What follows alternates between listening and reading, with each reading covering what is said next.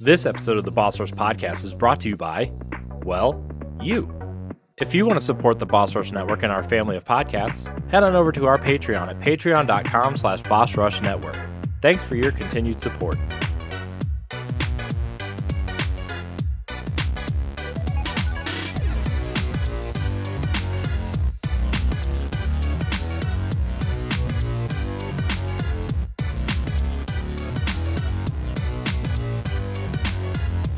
Hello, everybody. Welcome back to the Boss Rush Podcast, a great place to play games and be better. I'm one of your hosts, Corey Deering, and alongside me, as always, is the PC Muscle Race himself, LeRon Dawkins.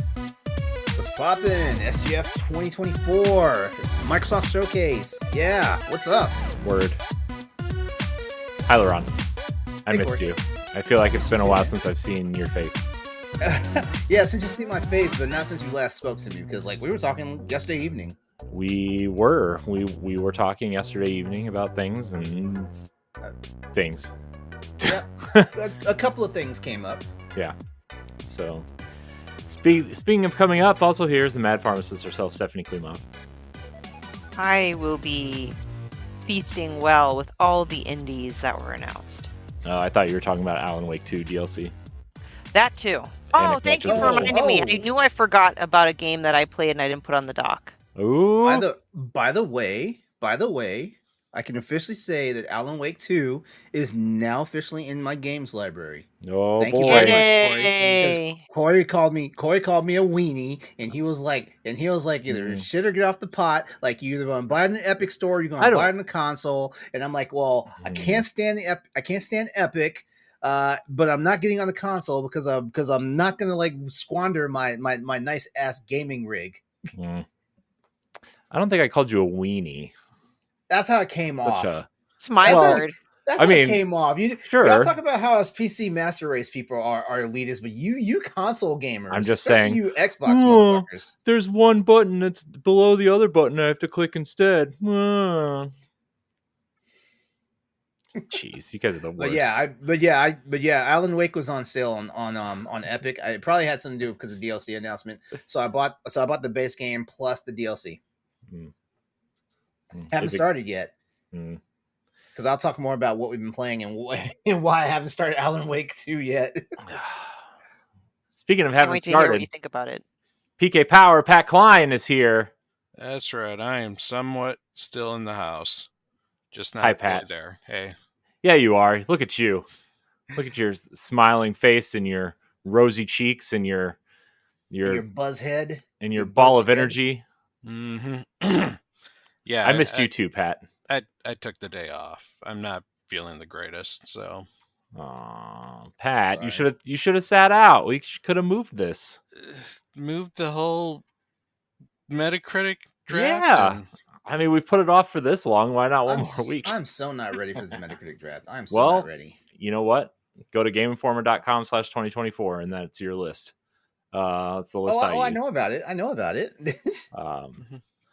Well, you know, I mean, we're gonna have to redo this in a week anyway when the Nintendo Direct happens. So it really, No. We either wait for a direct and do it all at once, or the direct happens and good. Too bad, too sad. I mean, I really don't care either way. I kind of do want to do this though because it's in the doc, and I don't feel like coming up with something new to talk about. And I didn't ask for questions because this is a packed show. So Well, I was going to say, let's see how far we get. yeah, Mhm. yeah. I missed you guys last week. I We missed you missed you too, too, but man. we knew you were doing something very great. Was it? Oh yeah, I was, wasn't I? I was. were I forgot. saving the- It was so long ago. You were saving mankind, Corey. I saved the universe. That's saved the universe. I cannot wait to talk about it because people that listen to this show don't care about spoilers, and the ones that do have probably already played it. So, yeah. Well, let's get into it. If you want to support the Boss Rush Podcast and the Boss Rush Network, you can head on over to Patreon, patreon.com/Boss Rush Network. At the tier that's right for you, and get access to perks such as Patreon exclusive shows, segments, voting rights, all those kinds of things, exclusive threads for our interviews and more. You can buy our merch at our TeePublic store. I just kind of redid the website, menu, so it's cleaner and simpler, so you can get there. Yeah, But as always, if you don't want to go to Patreon, you can always subscribe to our YouTube channel because your listenership and viewership is enough for us. Subscribe to the YouTube channel. Leave us a review and a rating on Apple Podcasts and Spotify, all those things. And remember, you can catch all of our content at bossrush.net, including some hot banter pieces, some hot reviews, some how-tos, some listicles. Check all that out. bossrush.net. bossrush.net. Just keep repeating it until it sticks. bossrush.net. Anyways, let's get into what we've been playing. Who wants to go first? Pat, I heard you complain that I always make you go last, so I'm going to make you go first this time. Well, thank you. I don't have a whole lot to talk about this time.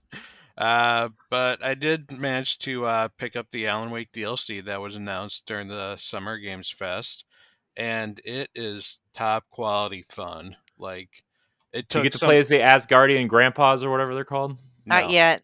no.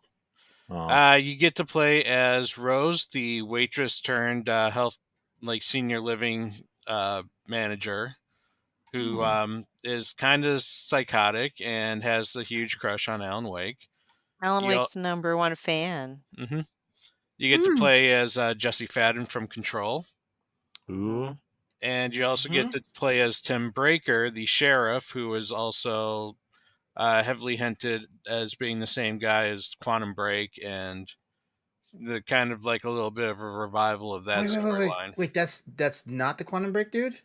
No, the Quantum Break dude's also in Fuck, Alan why did I Wake, buy that DLC now? Fuck. because the story's still pretty damn the same. It's The guy's going through interdimensional travel. I don't like what I heard. I got so hyped because of the fact that was supposed to be. I thought it was him. It's not him because Microsoft still owns Quantum Break, and they can't add it to their connected universe until Microsoft relinquishes the rights. Kind of like how Sam Lake was Alex Casey instead of Max Payne. Instead of Max Payne. Yeah. So, Pat, what of the 3 chapters was your favorite? Like, in order, what were your favorite? It's so hard. Oh, they're all out? Yeah, they were all good. Yeah, they're all Well, Night out. Springs has 3 chapters. There's the Lake Cabin or Cabin Lake DLC that yet to be released, but within Night Springs, there's 3 chapters. Oh, yeah. There was actually, fun fact, there was actually supposed to be 5 chapters, but because the Max Payne voice actor died, rumors are they got rid of 2 of the chapters because he was heavily involved in those ones. Oh. And it wasn't finished, so. Well, that's sad. The rumors was there was an Alex Casey story, and then there was Officer Ramirez, who was kind of showed up more towards the end of the game.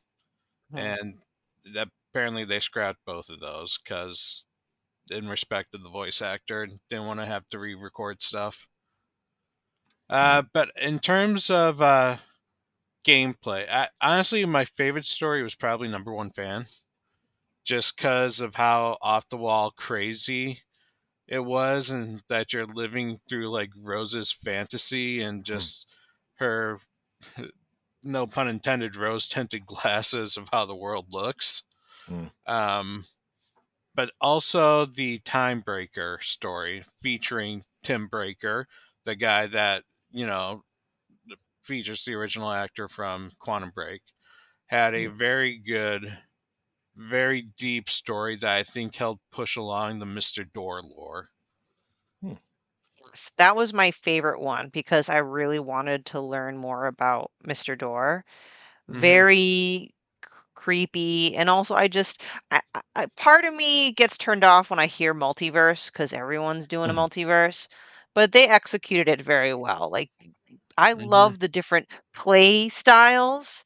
Like, there's a comic book section, then there's like a 2D fighter section, Retro. then there's retro, and then there's like just a written adventure.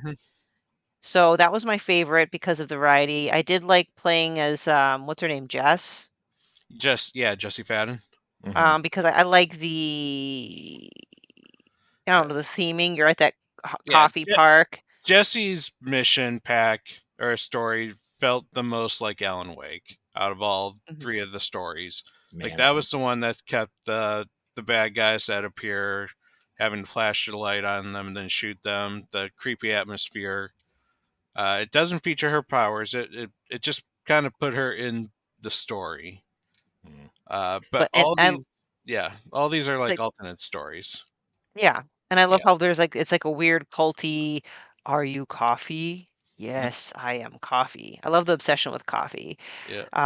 Rose's story Percolate. being my yes, Rose's story being my third, not because I didn't like it, but just because all 3 of them are great. I had to put that somewhere. It's literally just a power fantasy. You're this bubbly fan, and she has, like, a shotgun, and whenever you run a bullet, she goes, "Oh, my gun's hungry." It's just, like was, like, intentionally, like, silly and cheesy, and I love it. The writing's meant to be bad. Like there's a part where the Exactly. bad guy's like you're reading the bad guy or he's talking and he's like, I'm a werewolf and my motorcycle is also a werewolf. And yeah, partial spoilers, yes, his motorcycle's a werewolf. Hmm. So, I concur. Loved that DLC. If anything, man, it went by too quick. It went by short, but I loved it. Yeah, you Man, can how finish good the was whole thing in Control, by about the an way? hour and a half. How good is Control, by the way? Control's Control's good. amazing. Control's really good. It was Yep. way better on the new consoles than it was on the old consoles. Yeah, I won't lie, Duh. made me want to go back and replay some Control. Oh man, But I've been thinking about Control a lot recently for some reason. Oh, because the shattered glass stuff in Hellblade 2 really reminded me of Control a lot. nice. But I'll talk about that later. All Is right. that all you're playing, Pat? Is that No, all I you? had one more game that came out yesterday. Uh, PlayStation is finally using their emulator technology, and they brought out the original Sly Cooper and the Thievius Raccoonus. Woo! Yep, and that is some good old-fashioned PS2 platforming. Let me tell you, you got a camera that you love to fight against.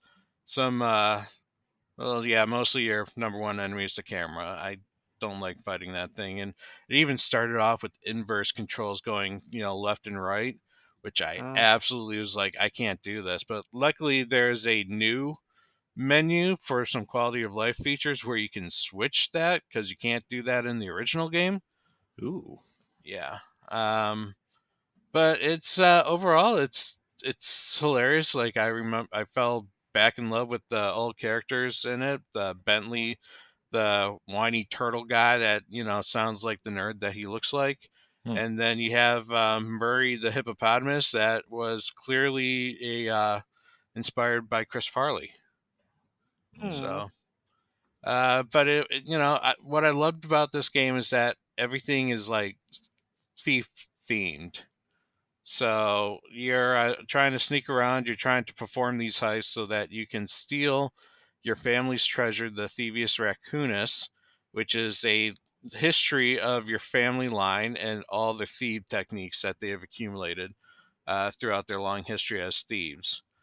They were stolen by 5 bad guys who managed to eliminate all of Sly's family except for Sly. And so he's kind of been cooking up this like revenge to take them down and recover his Thievius Raccoonus, his family's legacy. So Nice. it's not my favorite Sly game, but if this one does good, I hope they do bring out the better Sly games, which is 2 through 4. Man, remember when they teased a fifth game after 4, and then they that company got Mm-hmm. bought by Meta to make VR games? Mm-hmm. Yeah, we don't have a conclusion to End of 4. Oh man, what could have been? Yep. What could have been? But yeah, those are the new things I've been playing. Otherwise, I've just been cooking through the Legend of Heroes Trails of Cold Steel 4. Nice, nice. Nothing new Man, to report Trails there. Trails is a series I've been looking at. I want to play it really bad, but I don't know where to start because the first 3 games are on PC only. Yeah, no, it's a great series to get into, but you have to have time. Like, Yeah. there's these games are minimum 50 hours, and that's Mm. like the two more isometric ones. The 3D ones are clocking at like 100 hours apiece. Mm-hmm. Yeah. Well, I'll add that to the list of RPGs I want to play. That'll take me 10 years, like Xenoblade and Final Fantasy VII, and Fair enough. Yeah. They're on my list though, Pat. They made the list. Nice. I'm glad, because is that- Trails definitely is one that needs to be more recognized, I feel. Tales and Trails are now on my list. Man. Although I have played a bunch of Tales games. I played Tales of Arise, and I played Tales of Symphonia, and what was the other one I played? There's one other one. Vesperia? Vesperia, Yep. I think, yeah. Those are good. Vesperia is another good one in that series. If you ever, if I had to recommend 3 Tales games to the modern audience, I would recommend, I'd probably go Symphonia, Vesperia, and Vesperia.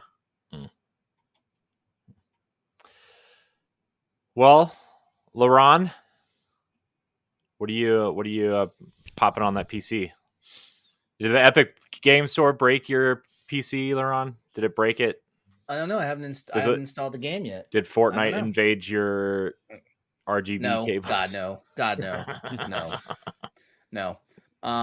But no surprise. Like, I'm still playing Monster Hunter Stories 2, Wings of Ruin.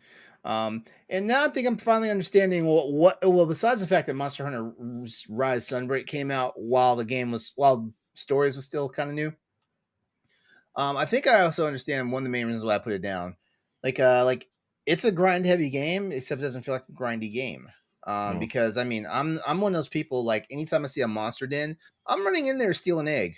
Because I want to see what monster I'm gonna hatch. I want to see what type of genes they get, and I'm gonna write a channel like the good gene into like the monster that I'm actually trying to like cultivate and stuff like that. So it's like a vicious cycle. I noticed the last 2 nights that I played, like, I had not progressed in story mission, because like every time I would actually like walk the path to get to the next point in the story, every time I saw a monster den, or every time I spotted a new unique monster that I hadn't fought yet, I'm trying to get an egg. So yeah, so, and now I'm trying to figure out how the hell did I beat Monster Hunter Stories, the first one, and without losing a whole bunch of time. I don't know. But all that to say, like, I'm still having fun. It's just, it's becoming a slog for me. And of course I'm still playing Ghost of Tsushima director's cut, but it's kind of taking a back seat because I'm really like going all in on Stories 2, especially given that, in 2 days from now, like, Stories 1 remaster is coming out. It's true. It will be out by the time this podcast hits, everybody. Yep. Oh man. Yeah. Tekken 8's also on my list, but I think I turned it on just long enough to actually put Victor into a new costume, and then I turned it off. Put Victor into a new costume. Jeez. Oh man. Yeah, because just like how I'm Fashion Hunter in Monster Hunter, like, it's basically like Tekken Runway in Tekken 8. Jeez. Oh man. Costumes, am I right? It's all about dress up. It's all about the costumes. Yeah, it's more. Yeah, it is like the dress up, because I mean, like, the character I use, Victor, like, he's already smooth as hell. Like, he's got those glasses, he's got a sword, he's got knives, he's got a gun, and he's fighting you in a suit. And so I'm like, hold on, we can do something with him. Like, I've got a Victor customization where he almost looks like Solid Snake. Which I know that's probably generic, because I'm pretty sure, because I've fought a couple of Victors already online that look like Solid Snake, but they were able to do something I could not do, and that was like get camouflage armor. So I'm not camouflage like gear. And I'm not sure if that's an unlock that you just have to like pay for, or what. But they got him looking like, Snake from Metal Gear Solid 4. So basically the old man with the eye patch. Old man Snake. Yeah, the old man with the eye patch, the really short gray hair and all that stuff. And I'm like, nah. I'm like the first thing I do is like I give Victor some actual like black in his hair, so he has like salt and pepper going on. You like that salt and pepper, don't you, there, LeRon? I do. That's always been a thing. I always like people with a little bit of gray. Speaking of gray, Stephanie, what are you playing? Oh, I don't know what that means, but that. I was like, oh, okay. I don't know what Given that the means. fact that I Stephanie, think I'm the Pat and I can turn off our video feed if you need a moment to murder somebody. It's all right. My body feels old, so I accept that. Well, I too played the Alan Wake DLC. We already talked about it, so I love it, and I ordered the Alan Wake Collector's Edition from Limited Run because I need it. Um, What's in the collector's edition? it has The the big angel lamp. Yeah, that's the big thing. That's the big thing. It's basically a magic wand that's like the bottom half of a lamp. Yes, hold on. I'm gonna pull it up super quick. Magic Limited wand that's the Run. bottom half of a lamp. Well, I've always considered cosplaying Alan Wake because he'd be really easy to do. Oh, and of course, another reason why I'm a sucker for it, it's got an art book. I love art books. So it comes with Angel Lamp, a hotel keychain that's associated with the game. There's a pin set and an art book. Nice. Yeah. Awesome. So I like a good art book. yeah. I can't remember if last week I said I finished Ghost Trick. I think I did, but I finished You did. Ghost You Trick. did. You did. Okay, You thanks. did. Mm-hmm. So honestly, the only other thing I started because I've been having a hell of a work week, and my kid having activities and covering Summer Game Fest. The only other thing I've been able to do was start Silent Hill PlayStation 1. Are you doing Tales from the Backlog? Wow. Yes. Yeah. Wow. And Mm-hmm. Let me tell you something. Pat, I hold on. Pause. Pat, are we gonna talk trash to Stephanie when she starts getting hit by the limitations of like the PS1 game, like how Corey got hit with the limitations of Final Fantasy VII? No, I knew Corey was going to get burned down in Final Fantasy VII. Silent Hill 1 is legitimately one of the only ones of its kind. Like you can't. There's no That remake. is true. That is true. Yeah, and I honestly would still say it's still kind of creepy, even though it's You can't PS1 pay stuff. you can't pay me good money to play that game again. why? Well, number one, I remember fumbling through the game like when it was new on PS1. But also like I want my games to scare me, not just fuck with my emotions. Well, But yeah. So this one gets flaming babies to murder you right away. Nothing Yep. like a flaming baby. Oh God, we Steph, should try to see. have you how far have you gotten in this game? not very far. Did you get to the first like change? No. Okay, so you haven't even met flaming babies yet. No, I'm like trying to get the 3 freaking keys to unlock this door that has 3 locks. Like, why the fuck does your door have 3 locks? Um, I I was downloading this like, oh, I'm not gonna be scared because the graphics are so bad. How could it possibly scare me if the graphics suck? And let me tell you, the noise that that you hear when like an enemy is approaching and you're Yes. surrounded by fog, and I'm like, fuck, Mhm. where is it? Fuck, where is it? And you're using tank controls, so I can't fucking turn around fast enough. I'm terrified. I'm like creeping. I'll never finish this fucking game because I'm playing it so slow because I'm terrified. I'm terrified. The game works. The game's charm or like creepy factor is definitely the you can hear them but can't see them Yes. factor. So I don't like it. The whole time I was playing the 20 minutes I was playing it, I'm like, I hate this. I hate this. I hate this. But I'm going You to did it still to play it. yourself. You did it to yourself. I I mean, you want to have play gotten to flaming babies. That's like literally the first encounter. the one where you then wake up at the diner. Yeah. I thought those were teddy bears. No, they're babies. I Little don't know. flaming children. I don't know. I can't make out the differences with those horrible graphics. All I know is they were terrifying little things that were stabbing me or killing me or whatever the hell it was doing. Yeah. Great Took me a game. while to get used to the controls too. Like I died several times when the flying thing crashed through the cafe or whatever because I was trying to figure out like what freaking button to shoot and you don't aim. So I'm like, how the hell does this work? I hate tank controls. No, Yep. but they're so But fun. I'm happy to go through this experience because I want to be able to, like with Resident Evil, experience why this franchise was so big. I know that Silent Hill 2 is really the more fan favorite, but I still want to experience the first one. So, No, if you have a chance, I say definitely play Silent Hill 1 through 4. You know, anything after that is okay, but 1 through 4 is the experience. I'm committed to 1. I will play the remake of 2. And we'll talk after I want to play Silent. Oh, I did play Silent Hill: The Short Message. That was technically my first Silent Hill game. Very true.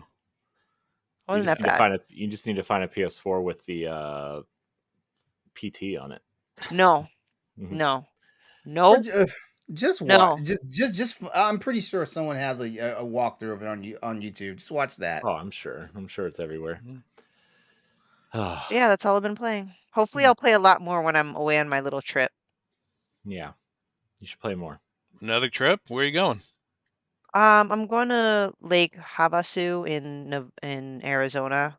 Oh, My cool. boyfriend had a big milestone birthday, and I'm trying to figure out what the hell he would want for his birthday. What's the milestone? How big is it? 50. Oh, that's me next year. Big birthday, 50. So he likes fishing. Fishing sucks up here. So that lake is known for really great fishing. So I'm like, cool, we're gonna do a long weekend there, and I will be bringing my Nintendo Switch and playing Paper Mario while I'm Uh, flying. I don't know why I did this for flying because that's driving. You But can still Well, fly like that, right? I wish you luck, Steph. It is gonna be fucking hot. yeah, it's like 110 degrees there. I'm like, I'm so fucked. I'll be living in the Mm-hmm. pool. I'll be living in the pool. And while he's fishing, I'll be jumping over on the other side of the lake to swim. Scare the fishes away. Good strategy. Get him. Well, since I was on last, I 1K'd Hellblade 2. I played through it a second time because it was so good, in my opinion. People didn't like that I said that game was good. So, Really? yeah. I don't think the game's bad. Like No, people wanted it to be God of War, and it's not that, and it never will be that. And people got the first mad, one so they wasn't said it was God of bad. War. Listen, What the fuck are they yeah, on? The listen, first you No. people, you shut up with your stupid expectations because they're stupid. All right. I did not finish the game. Just a minute, lady. It's okay to have expectations about games. No, it's It not. is, but No, it's not. it's not okay. It's not okay to project your expectations on other people to try to make them feel bad. Don't worry, And that's stupid. I'm going to project some expectations on the Xbox later in the show. So. Oh boy. But also I was off last week because I was reviewing Destiny 2 the final shape, which was It's a square. was the epic conclusion. It's actually a circle with a triangle in the middle of it. It's a Deathly Hollow? Actually, the final shape technically is a square, but you never get to that point because that's what you're trying to stop. You can see the Earth turn into multiple squares, actually, if you watch the trailer. And I've played a lot of Bungie games. I've played a lot of Destiny, more Destiny than I care to admit in public, more than I care to admit in private. The final shape is the best thing Bungie has ever put out. It's the best ever. Come on. It's the best campaign. It's the best level design. Better than Halo 2. Yes. Better than Halo 3. Yes. Better than ODST. It's better than anything Bungie's ever put out. Okay. Better than Halo 4. Yeah. This sounds like a hot take. Actually, it's not in the Destiny community. It's actually pretty unanimous that this is probably And it's Bungie's better than best. Donkey Kong 64. I think. I think the Destiny community is like they're smelling the fumes because they're just so ready for like Destiny to end. I think It's that's not what it is. ending. Everybody's excited for what's next because the new stuff started this week. Started yesterday. Hey Stephanie, Pat, remember a month ago, Corey was like, I just can't wait for this to be over. Mhm. Like I when was. the final shape comes out, I'm Well, done. nobody thought this was going to land. Everybody thought it was going to fizzle out and end in like a big crash and burn. But this was the best payoff. It was an Avengers Endgame style payoff. All the characters in the franchise show up, and all of the kind of relationships you've been building, and all of the allies you've been recruiting and teaming up with, and storylines kind of wrapping up. And all right, Destiny was good. Let's just move on. No. You gonna say the thing, damn it. Say it. Well, then shut the fuck up. I said I wasn't gonna say anything else. But Destiny 2, the final shape, is pretty good. Pretty good. Episode 1, Echoes, is also seems interesting. So we'll see. I will keep everybody posted if you are interested in Destiny. If you want to see how you can become a Patreon producer, head on over to patreon.com/BossRushNetwork. The Patreon producers for this month are Adriel Munger, Austin Campbell, Celeste Roberts, Christian S., Sana Dierig, Francisco Santillan, Matthew Keel, and Todd Oxtra. Thanks for your continued support of the Boss Rush Network. But we should talk about these events, the June events, the summer game something. Summer game everything. Ooh-wee. Yeah, That was a lot. It's not even summer yet. It was interesting. Everybody's initial thoughts on all these conferences. LeRon, since I muted you and I feel bad, I'm gonna go your way first. Oh, you don't have to feel bad. I love you. I love you too, Corey. I don't have to feel bad. I mean, that's kind of a dick move, but yeah, whatever. I know. Well, I mean, okay, so first of all, like, man, there was a lot. And as such, like, I just could not catch it all. So I just kind of just went for what I knew I was gonna go after, which that was actually the Summer Game Fest proper. So the opening Friday night event, and then I came back for the Xbox Summer Showcase and stuff like that. I did keep track of some other stuff, like, like just things that were just trickling out there, from like Wholesome Games, Day of the Devs, Ubisoft Forward, and all that stuff. But for the most part, like, I pretty much just stuck to like Summer Game Fest and the Xbox Showcase. I will say that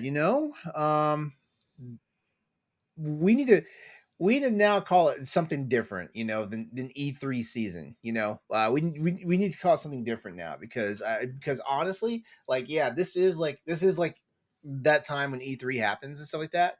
But because like it's taken a whole new thing and like there is no E3, like we just need to name it something different, And I'm not sure if we want to give Jeff Keighley all the coins and just say it's Summer Game Fest, time now or whatnot. Because I think ultimately, like, there's a better way to frame all this, and make it feel like it's for and about the games and the gamers. And like Keeley said, it's also about the devs and all that stuff. So I think we need to find a better way to kind of like wrap this thing up and call it something nice, neat package. I'm not sure what that is. Like, I'm not that talented enough to give it like a super crazy name, whatnot. But yeah. That being said, I did love practically everything I saw in the actual Friday Night Summer Game Fest show. That was actually a joy to watch. And then Sunday I came back for the Xbox showcase, and I'm just gonna come out and say it. I don't know if I was watching the same Xbox showcase that everybody else was watching. I know. I watched it again today. Like I thought it was good. I mean, there's nothing. I thought it was good.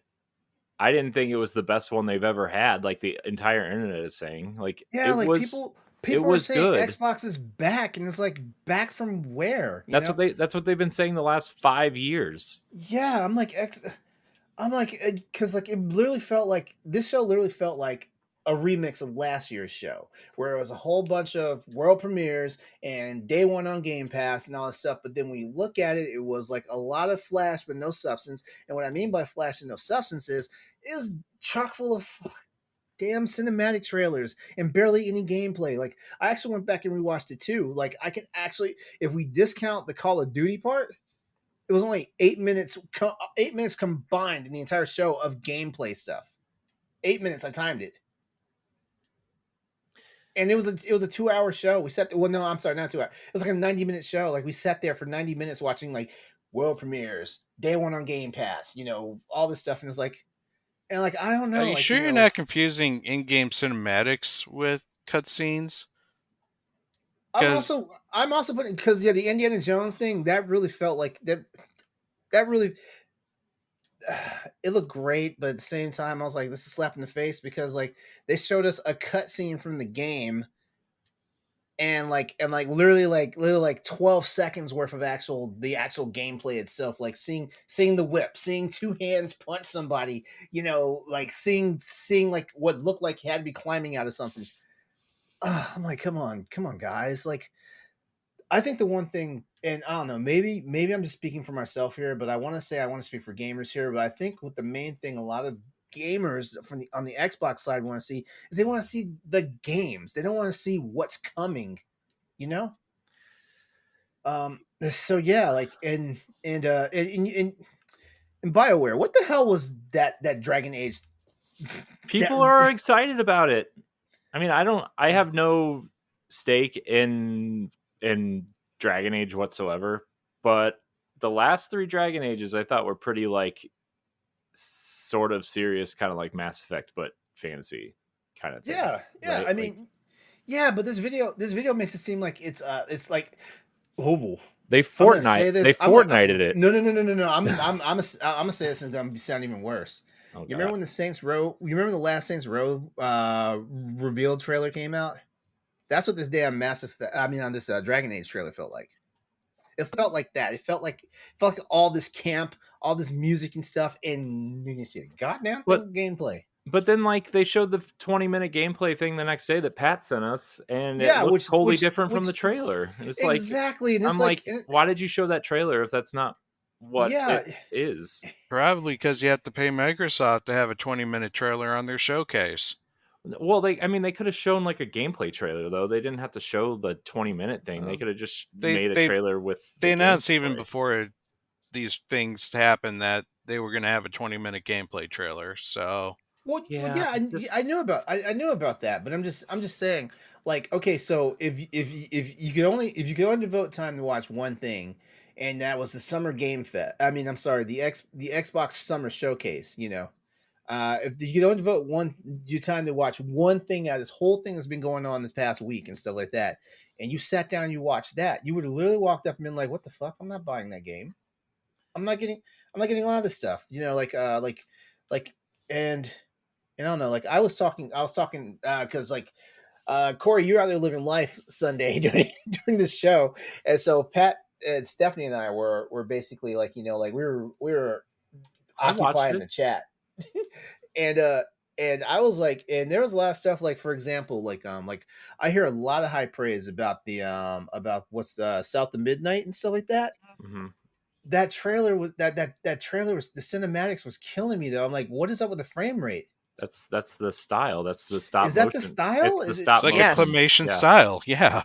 Yeah, they want this. That was weird to me. They showed that the last time though. But when they announced so wait, we've seen this before. When they announced South of Midnight last year, okay, it was the stop motion stuff. But the gameplay is 60 frames a second, but like the animations and the cutscenes are stop motion.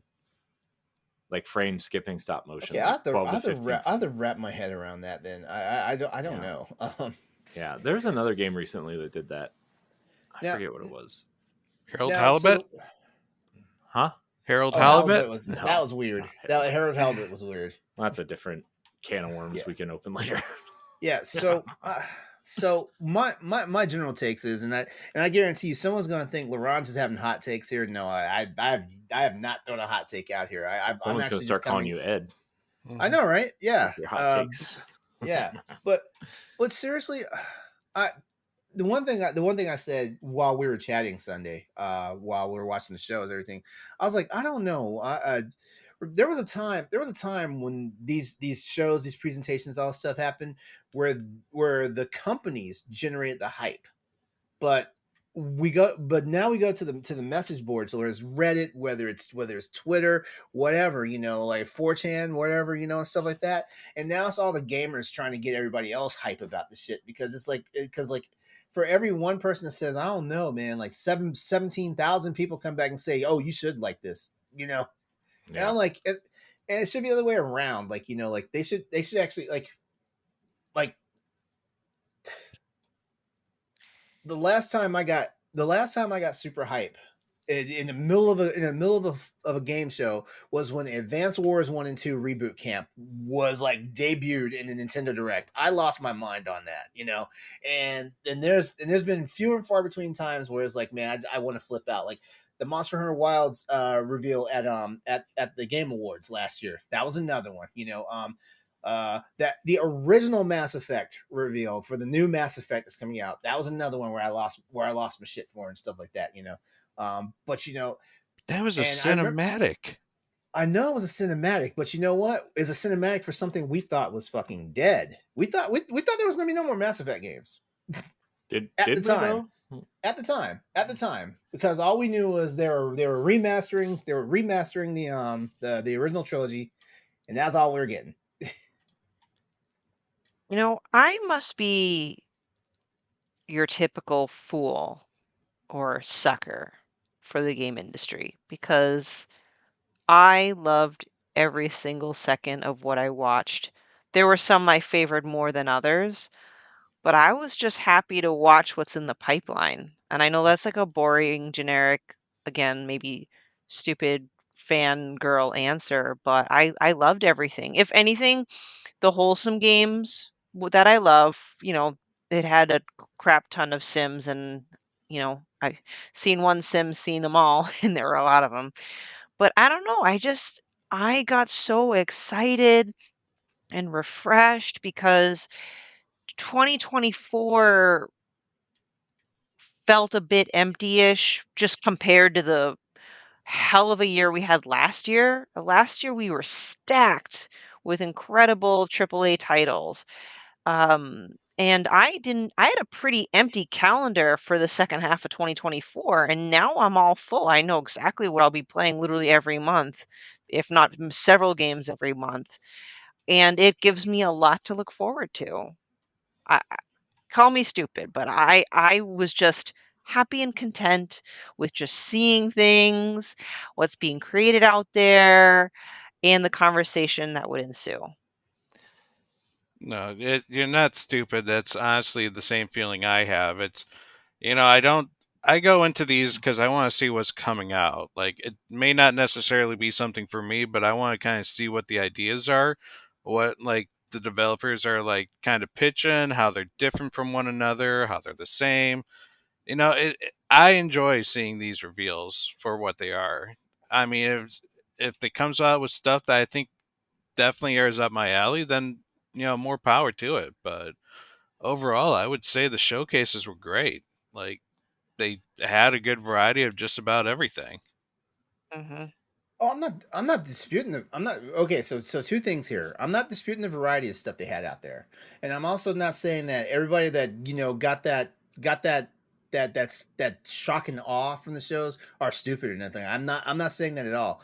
I just I think, and I don't know. I feel like I'm also going to speak for Corey just a little bit here. I think for a guy like me, I'm tired of seeing cinematic trailers, because 9 times out of 10, like you never get what you see, you know, like Like you'll see something in a cinematic trailer and it looks all cool and flashy, and it's like, for example, like like for any type of fantasy game, right? You see someone do some epic thing to slay a dragon, and then that there's nothing even close to that in the game when it comes out, but it was just there to like get everybody's like, oh, I want to play this game, you know, and it's just one of those things where it's like I have trust issues because look at all the people who had trust issues with Avengers, Marvel's Avengers. Look at all the people that had trust issues oh god, with what's the Ubisoft game? You know what I'm talking Skull and about. Bones. Okay, that's one, Skull and Bones, yeah. But Aiden Pierce, what was that? What was that game? Watch Dogs. Yes. Well, actually, that was like smoke and mirrors because they showed us the game on high rendered PC hardware, and then the console games did not get any of that. Did not get that same look and stuff like that. And that's the thing I'm talking about. Like, a lot of these companies, I feel like a lot of these companies can be disingenuous with us as gamers and stuff like that. But is it really? Because majority of the time, I guess I can't say every time, is a game that's farther out in the pipeline, you're going to get a cinematic trailer. Then when it gets closer to, then they might actually show gameplay, and that's where maybe some people do get disappointed. But if there's a game that either doesn't have a release date or the release date is 2025, I'm happy with a cinematic trailer because if I'm running a business and I'm trying to sell something, I'm going to put my best shit forward, even if it's a lie, because that's how business works. Okay, So Well, I just kind of that is how business let it works. be. But I feel like okay, like I said, I only watched Summer Game Fest and the Xbox Summer Game Showcase. So if we want to look at proportion of these things, like there was more balance in Summer Game Fest than there was in the Xbox Summer Showcase. There was more balance of cinematics to actual gameplay, or even like developer stuff. Because we did have developers come out and talk about their stuff. Um, but and yeah, like I get what you're saying, Stephanie. Like if it's something if it's something that's coming out in 2028 and stuff like that, yeah, put a cinematic trailer out and stuff like that. What I think they should do though is say that this is a first look or a reveal trailer or something like that, and not just be like a world premiere and and then we have to go looking online for when this game is coming out and find out it's coming out 4 years later. Isn't a world premiere precisely what it means, though? That it's the first look at Pretty something? much, yeah. I feel like some of these world premieres we've seen before. Like we've seen them at other announcements. Not saying we saw the same exact trailer, like we saw a new trailer for something. And I don't know, my memory's bad because I feel like I see this stuff all the time, so I kind of compartmentalize it, so like my brain's not overloaded with all this stuff. But I don't know, because you guys said, like Corey just said, like we saw South of Midnight before, and I was like, we have. It was at last year's Xbox showcase. Like, this is brand new to me, and Pat, you me and Story watched last year's. We watched it live last year. The showcase for Xbox last year. No, we didn't. Yeah, we did. No, Stoy. I haven't talked to Stoy in almost 2 years. Okay, then the year before that. Must have been the year Okay. before that. Okay. Yeah. Okay. Yeah. So for me, I didn't watch Jeff Keighley's thing like at all because I never do. I just read stuff, and I was also working late that day, so I just was like, well, I'll just catch the highlights. But I actually feel the exact opposite of you, LeRon. I actually thought the Xbox showcase showed a lot of gameplay trailers, at least first party wise. Dooms was gameplay, South of Midnight was gameplay, Perfect Dark was gameplay, Vow.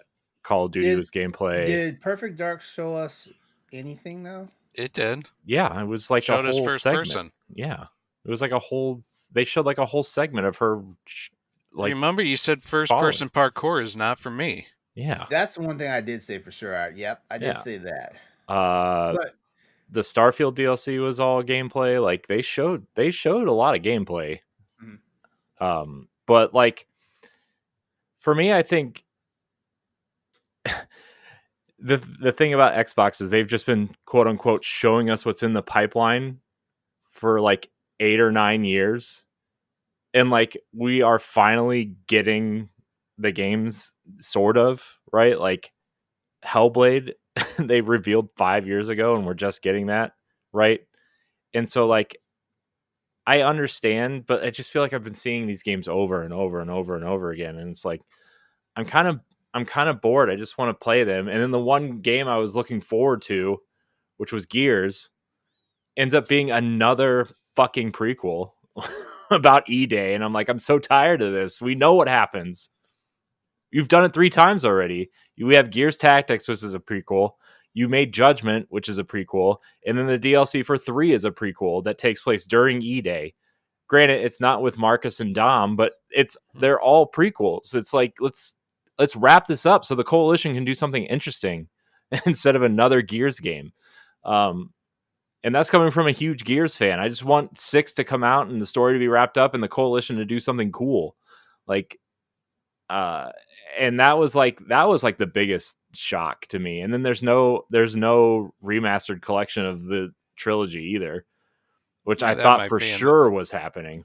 That might be in the pipeline. I mean, it's been rumored for 3 years, like it just, I don't know. It was rumored all the way back when Gears 5 came out, I think. But you also got to take these rumors as a grain of salt. Like how many times have we heard the Wind Waker Twilight Princess, remaster? Well, I don't believe anything. I'm so glad people shut up about that. Like I haven't heard Did about they? that in like half a year now. Did you? Because I saw tweets about it yesterday. So I must not be looking in the right place then. Do you follow Nintendo people? Bingo. Because I'm sure you have Ed on mute when he tweets about Nintendo. I didn't say anything. I'm just kidding, Ed. We love you sometimes. Just kidding. But actually, this is a callback to a couple of episodes ago when I was like, that's one thing too. Like rumors and like all the stuff that gets leaked and all the stuff that gets talked about and stuff like that. It just gives me a headache because because 9 times out of 10, like stuff is getting leaked that never really happens, or because of this economy that the game ecosphere is in right now, like a game can get like a showcase, like on a website today, and the developer gets shut down next month. Yeah. And I think the thing too is like, look, I'm glad a lot of these Xbox games are getting release dates and stuff, but I also think like the negative press Xbox has been getting, and for the most part rightfully so, right, about are they going multi-platform, are they not, why are they talking but not saying anything type thing, is like, I think that put a damper on things too, is like, well, this is great, but like, should people continue to invest in the platform? And then they announced 3 new SKUs of the series consoles, and it's like, you can't even sell the ones that you have. Why are you making more? And I don't know. I don't know, the Gears thing. Like, and I understand. I am in the extreme minority of that Gears announcement, right? And don't get me wrong, I will play it. I love Gears. I will play it, and I am in the extreme minority of that being exciting to people. But people have been clamoring for the Coalition to do something besides Gears for almost 10 years now. And now they're making at least 2 more games, right? And it's like, well, what do you want? Do you want a Gears game with Marcus and Dom, or do you want them to hurry up and get Gears over with so they can do something interesting? Because I saw both tweets from the same person this week of like, oh yeah, we're getting a Gears prequel, and then like a day later they're like, man, I wish the Coalition would do something other than Gears. And I'm like, what do you want? Call that engagement farming. But it wasn't from someone who had followers. They had like 100 followers. They wanted followers. They petitioned to both sides of the fence. I mean, they had more than that, but you know what I mean? It just wasn't enough to be like worth farming engagement for. And it's just like, I don't know. And like the Perfect Dark stuff was cool, right? Like we finally saw that game back from the dead, which I think a lot of people just thought it was secretly canceled because the initiative pretty much lost all of their creatives, which is why Crystal Dynamics is making it. I don't know. And the Xbox showcase was good. Okay, I would go as far as say it was great, but it wasn't like exciting, and it definitely wasn't the best showcase that they've had ever, right? Which is what people are saying. So I'm excited for Indiana Jones. I'm really concerned about the first person thing still. I have a lot of, I don't know.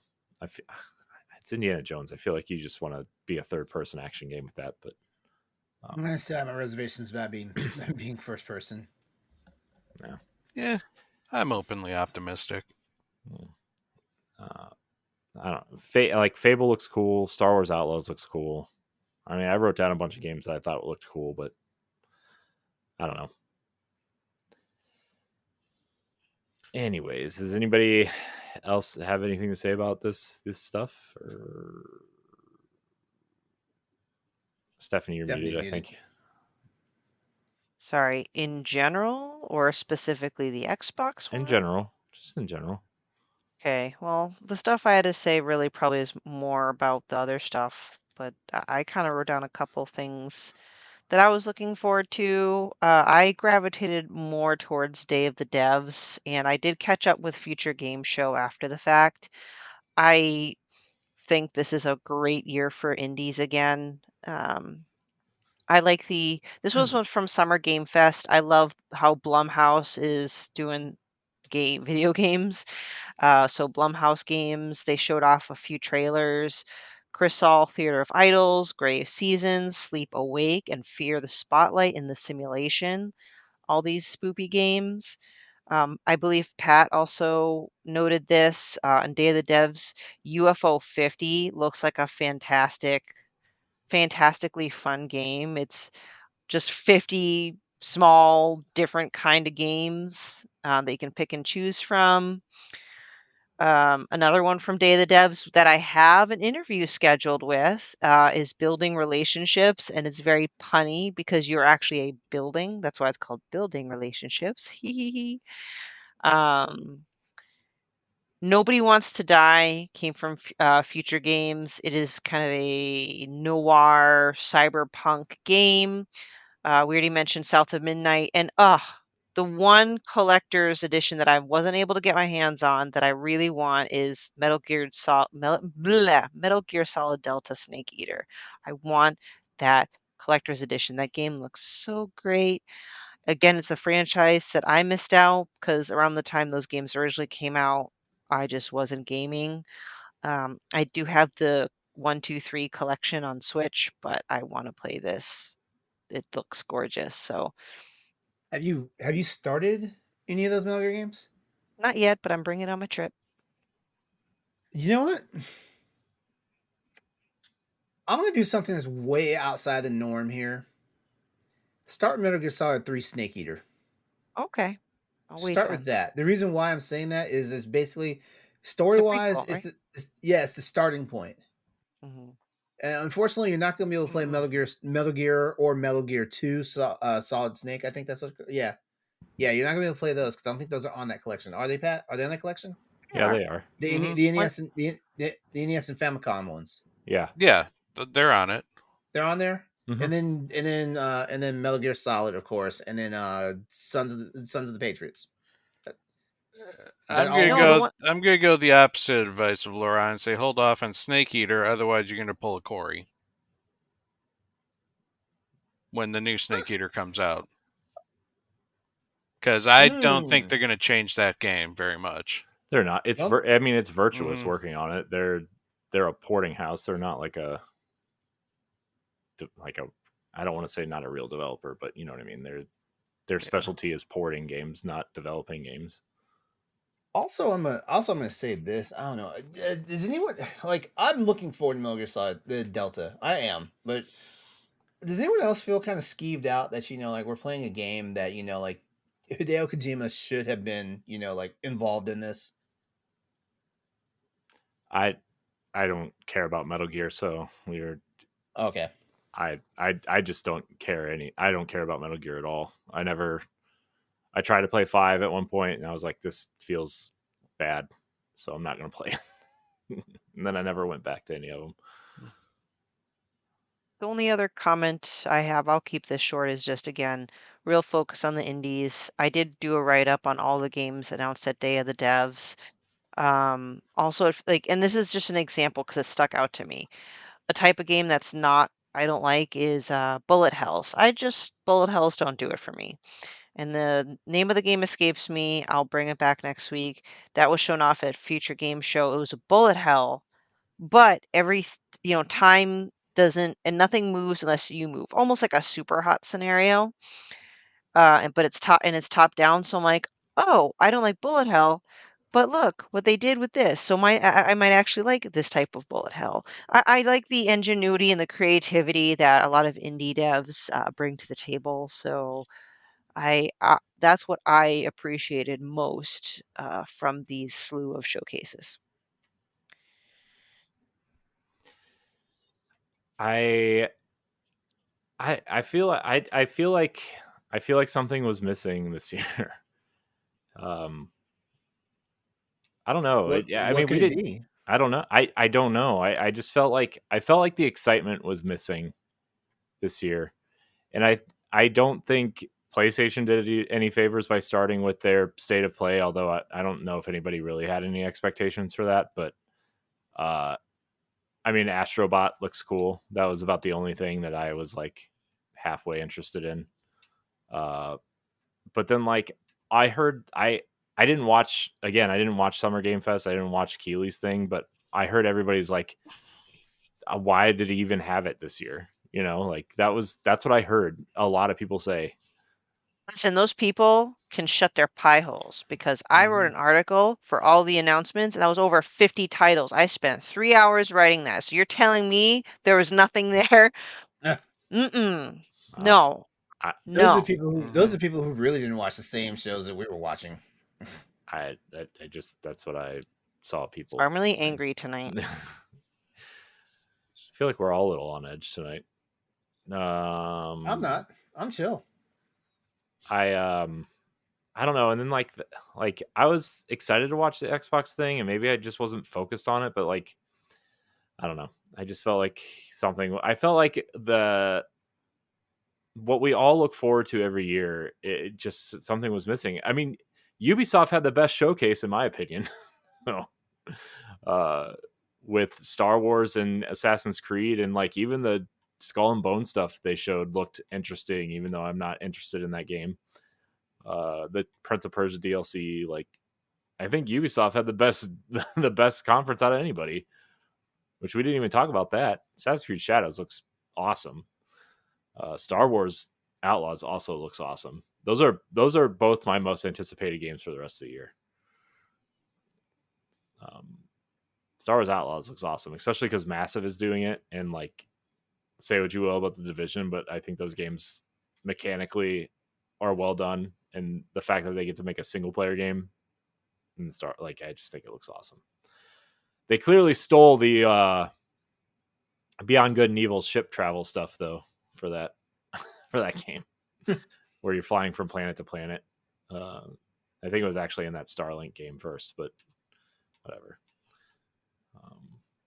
So, although I know a lot of people like to complain about Ubisoft these days, so I'm sure I'll be hearing about that too. I didn't watch enough. No, I didn't mean, watch. I didn't watch any forward, so I can't really complain. And what I did like about Assassin's Creed Shadows, like I'm like, this is the first time I've actually cared about an Assassin's Creed game in like forever. And I hey, guess you know what? people are gonna look at my skin color and be like, "Oh, no shit!" Like he's interested or whatever. Oh my gosh, it was funny. Did you see the meme that they said, "Hey, the female protagonist is so good at stealth that people forgot she was in it." That's good. That's Because good. all they can talk about is the black guy that the Japanese woman is just missing. Oh, that was a good one. I thought it was funny. I think that game looks awesome, though. I'm really, as someone who didn't play Ghost of Tsushima, I'm not samurai'd out, so bring it on. Even though I own Ghost of Tsushima, I just haven't played it yet. Like most games. Rip time and my money and just sadness. Well,